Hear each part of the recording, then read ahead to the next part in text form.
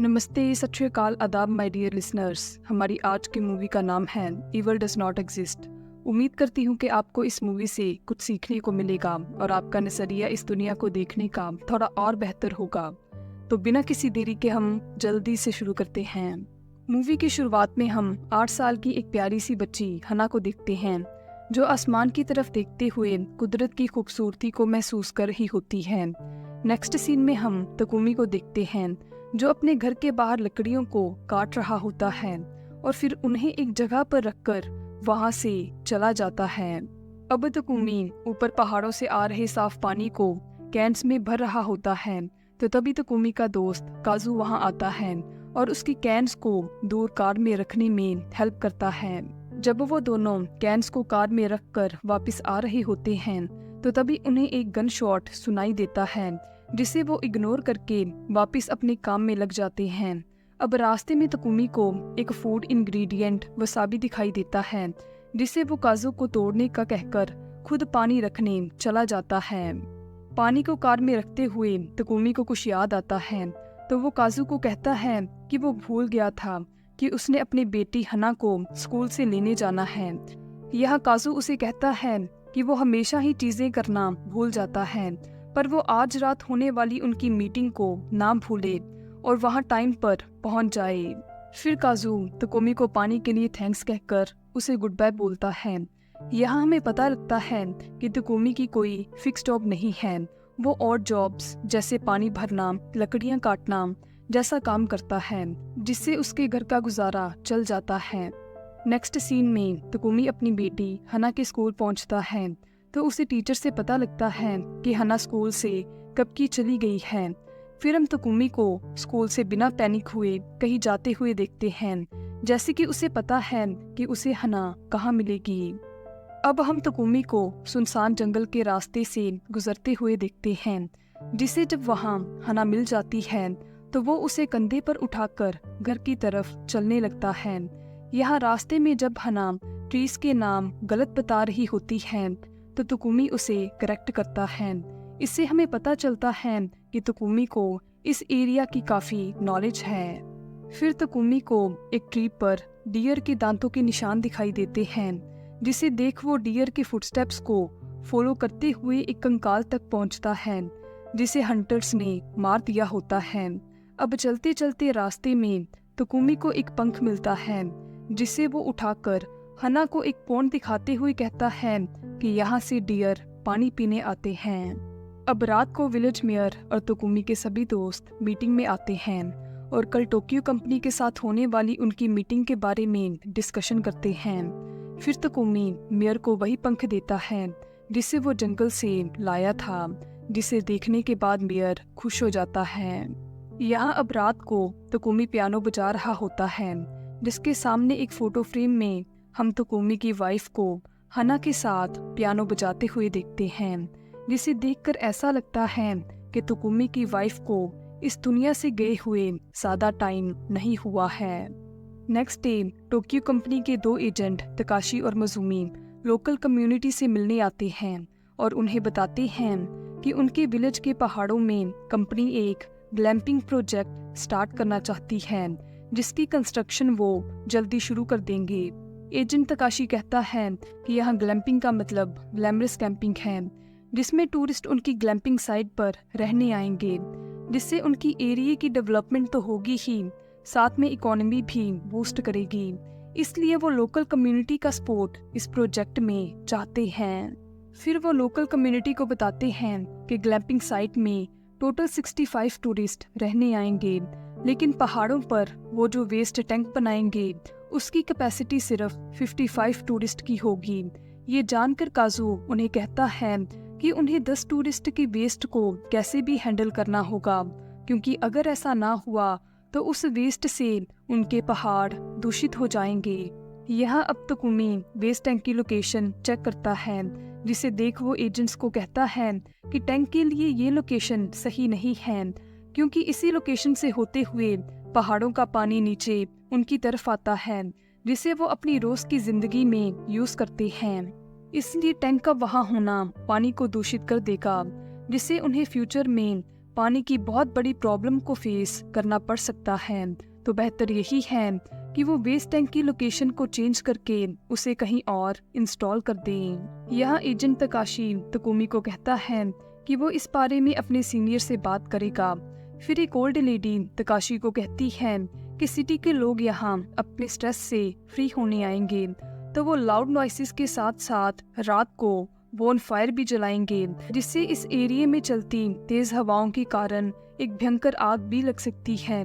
इसलिए वो चाहेगी कि ग्लैम्पिंग साइट पर एक केयर टेकर हो जो 24/7 टूरिस्ट पर निगरानी रखे, ताकि वो कोई ऐसी मिस्टेक ना कर दें जिसके लिए कल को उन्हें ही नहीं बल्कि उनकी कंपनी को भी पछताना पड़े।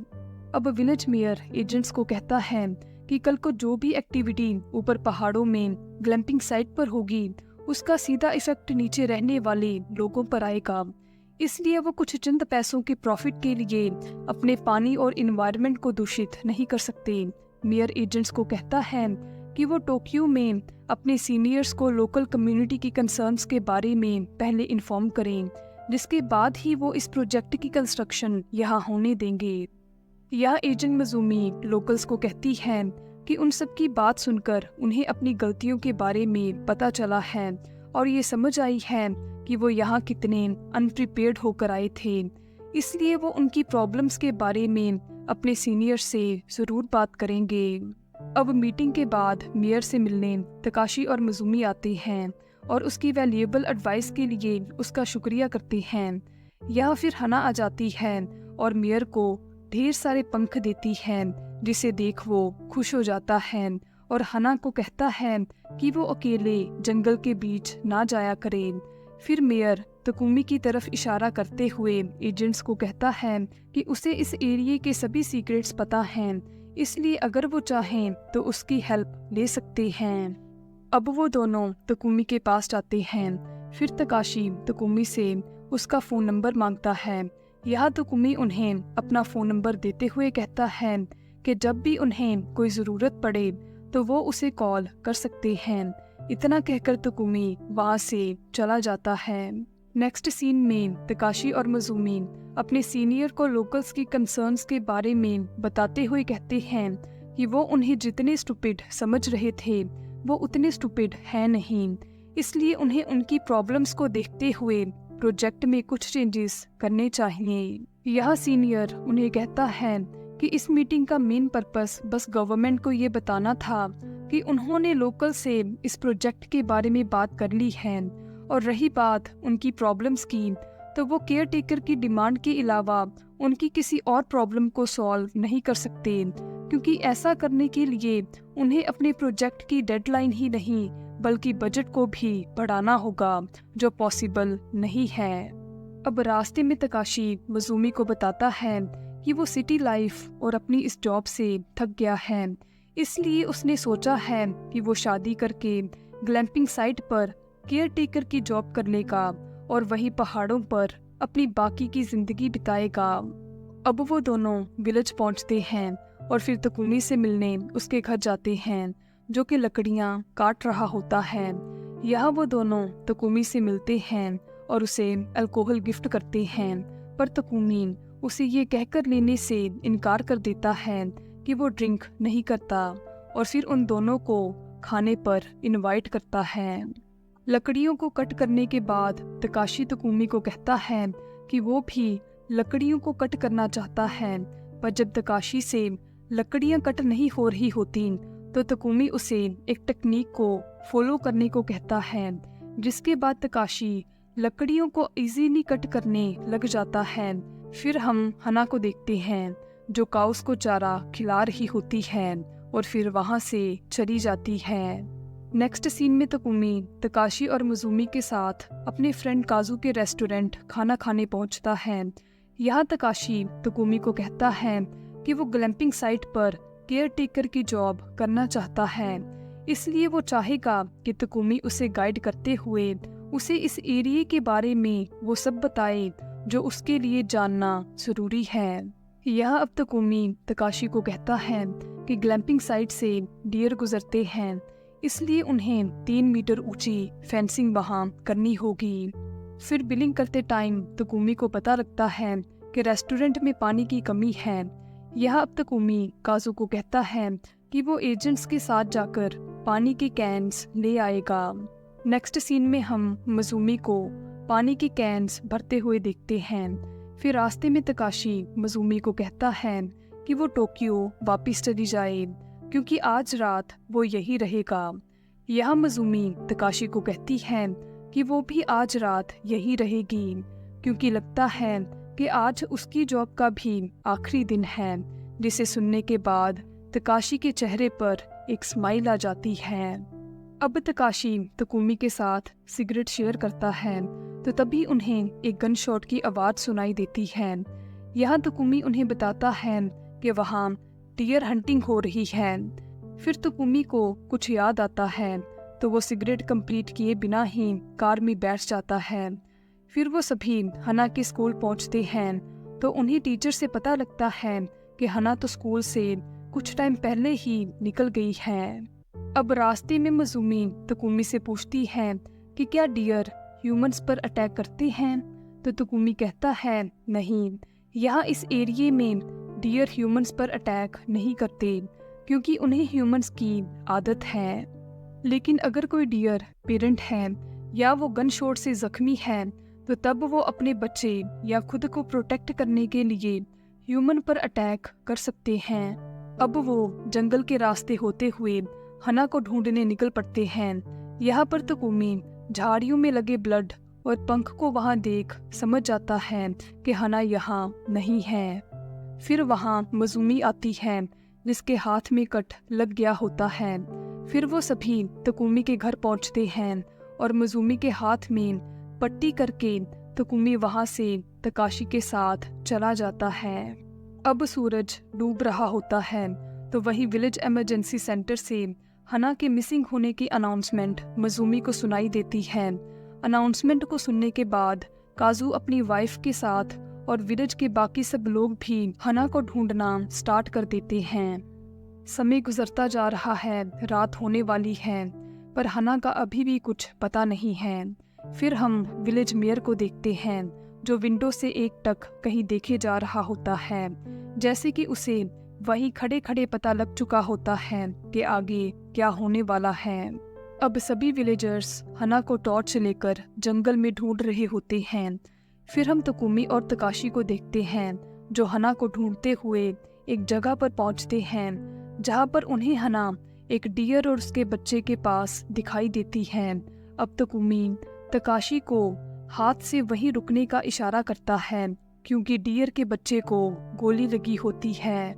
फिर हम देखते हैं कि उस नादान बच्ची हना से डियर के बच्चे का दुख देखा नहीं जाता और वो उसकी हेल्प करने चल पड़ती है। यहाँ हना को डियर की तरफ जाता देख जब तकाशी उसे रोकने की कोशिश करता है तो तकुमी उसे रोकते हुए वहीं बेहोश कर देता है। फिर वो हना के पास जाता है जिस पर डियर तब तक अटैक करके वहाँ से चला गया होता है। यहाँ अब तकुमी हना की ब्रीथिंग चेक करता है जिसके बाद वो उसे अपनी बाहों में उठाकर वहाँ से चला जाता है। मूवी के एक सीन में तकुमी कहता है कि वही डियर अटैक करता है जो या तो एक पेरेंट हो या फिर उसे गोली लगी हो। मतलब यहाँ डियर की ही नहीं बल्कि हर उस एनिमल के नेचर की बात की गई है जो एक पेरेंट है, क्योंकि ह्यूमन भी एक एनिमल माना जाता है तो ये नेचर तकुमी पर भी अप्लाई होती है। मूवी के लास्ट सीन में हम दो पेरेंट देखते हैं जहाँ पर फर्स्ट पेरेंट डियर है, जिसके केस में जब हना बेबी डियर की चोट देख उसकी हेल्प करने जाती है तो हना को आता देख डियर उसे बेबी डियर के लिए एक थ्रेट, एक खतरा समझता है और बेबी डियर को प्रोटेक्ट करने के लिए हना पर अटैक कर देता है। सिमिलर केस सेकंड पेरेंट तकुमी का भी है जो तकाशी को हना की तरफ जाते हुए जब देखता है तो हना को प्रोटेक्ट करने के लिए वो तकाशी पर अटैक कर देता है। इस मूवी का title evil does not exist means बुराई मौजूद नहीं है हमें बताता है कि दोनों पेरेंट्स ने अपने बच्चों को बचाने के लिए वो स्टेप लिया था, इसलिए वो दोनों ही अपनी जगह पर सही थे, क्योंकि इस दुनिया में गलत जैसा कुछ नहीं होता, बस हम सबका नज़रिया, हम सबका पॉइंट ऑफ व्यू उस सेम सिचुएशन को देखने का थोड़ा डिफरेंट, थोड़ा अलग होता है। आज के लिए इतना ही माय डियर लिसनर्स, फिर मिलेंगे नेक्स्ट वीडियो में। तब तक के लिए अलविदा।